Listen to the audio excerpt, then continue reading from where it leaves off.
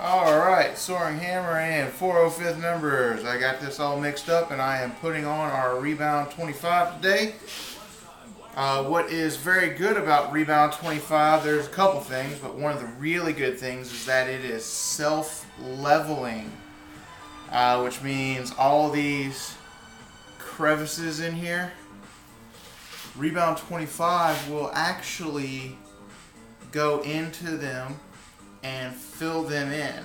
Now what you want to do to help that a little bit is make a tapping motion in those cracks with your brush. And what that's going to do is break surface tension, just to make sure you don't get any air bubbles in there.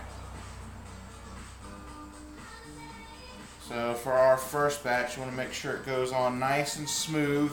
Do not add 5X or any other thickening materials to this, because this needs to be able to go in and get all the detail. This is our detail layer. It actually doesn't take too long to apply. So when you're done, you're going to see several things that worry you. You may see some air bubbles. Just kind of blow on them or get a toothpick and pop them. And that'll take care of your air bubble problem. So the things you might notice is that Rebound does drip.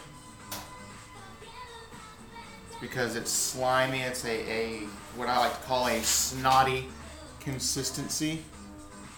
It will stick to the model, so don't worry about that. It is thick enough to actually hold to the underside here. But as you see, I just kind of poured some on, so obviously it's going to drip a little bit.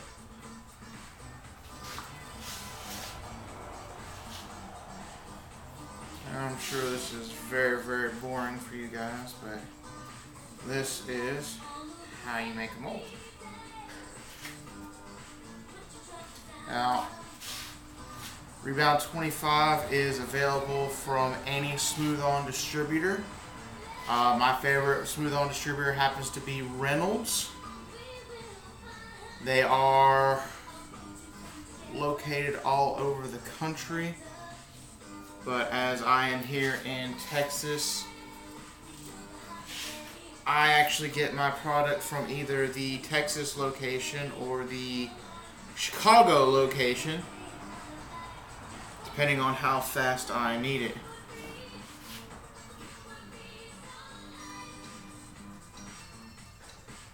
And the phone's going off.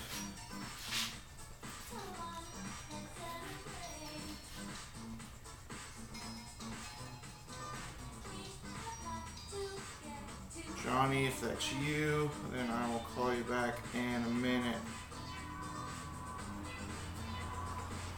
Same thing if it's you, Joe. If it's anyone else, you guys are going to have to wait until I later this afternoon. Just kidding, Mom. I would call you back immediately. I promise. I don't play favorites, Mom. Not at all. I definitely wouldn't put my modeling / Halo playing buddies ahead of you. Not at all. Promise.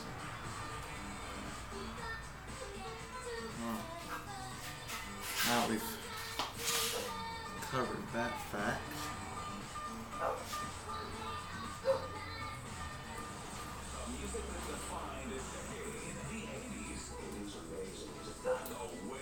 as you can see on these parts that have a lot of detail, which I know you can't see this side, but it's symmetrical. So what I'm working on right now is this hole right here on the other side.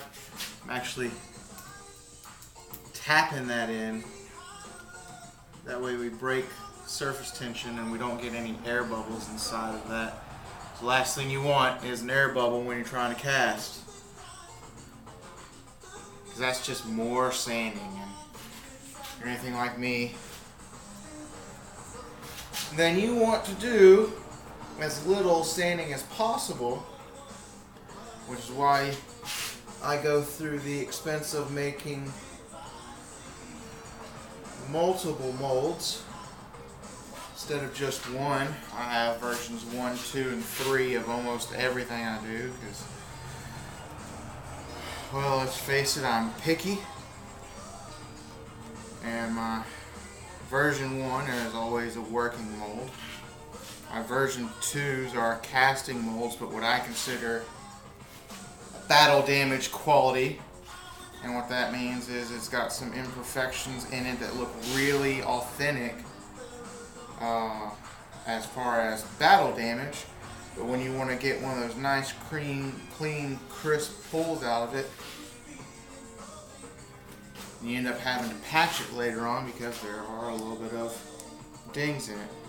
Which is what I'm doing with the version 2 Dutch helmet currently. So as I send those out, people have the option for battle damage or not.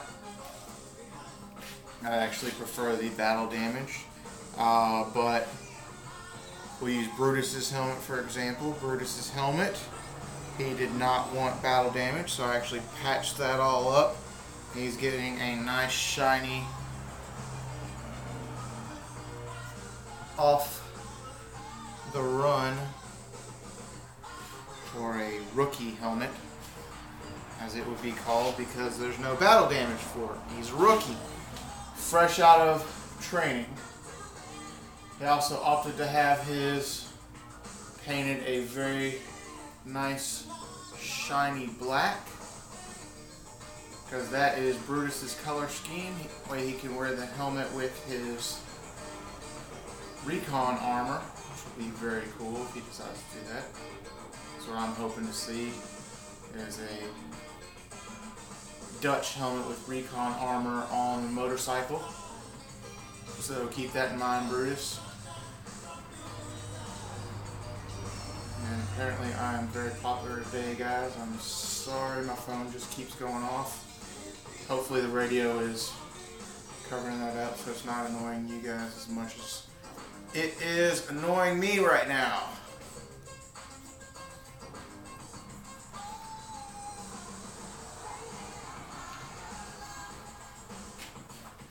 As you can see, it's just a 16-ounce cup. I've almost covered an entire side of this. So, Rebound 25, one of the products from Smooth On, goes a long way. And with this particular mold, you don't need much to cover it. Keeping in mind, of course, in the Halo community here, this is one of the biggest helmets on the forum. And I don't mean it's the biggest size-wise, as in Dutch. I mean it's the biggest. I have a 25.5-inch circumference of a head, which is huge. And thanks to the lovely people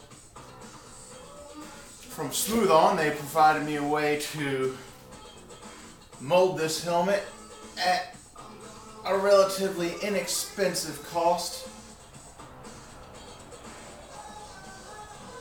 of material. What I've already done with this is from a gallon kit. And I have already made the mold, which I'll show you all in a minute, for the entire set of armor. The only part that I didn't make from this 1 gallon kit was this helmet, which obviously I'm doing right now.